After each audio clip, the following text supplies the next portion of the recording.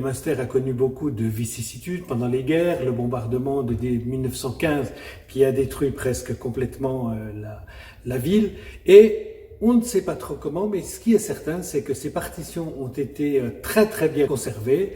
Elles ont certainement été protégées de manière, je dirais, attentive par des personnes qui en avaient déjà estimé la valeur. Et puis, elles ont ressurgi dans les années certainement 1950, 1960, au tribunal de Münster qui était devenu école de musique.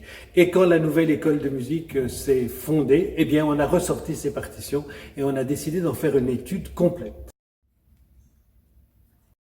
Ces partitions ont d'abord été analysées pour essayer de les dater, de recouper avec des événements déjà connus et des personnes déjà connues dans l'histoire de Münster. Ensuite, il y a eu tout un travail de numérisation de ces partitions afin de pouvoir travailler avec les copies pour pas détériorer la partition originale.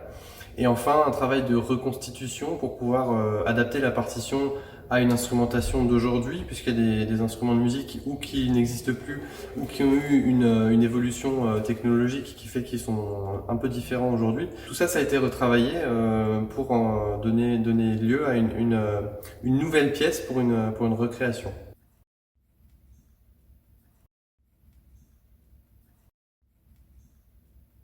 Alors c'est une pièce qui historiquement est particulièrement intéressante puisque c'est certainement une des premières écrites pour le saxophone solo avec un orchestre composé d'instruments à vent, qu'on mettra en parallèle d'ailleurs lors des concerts avec une pièce beaucoup plus récente signée William Grosjean qui est également pour saxophone solo. Et ça pourra montrer comment en un peu plus de 150 ans la technique et je dirais la musicalité de l'instrument a évolué.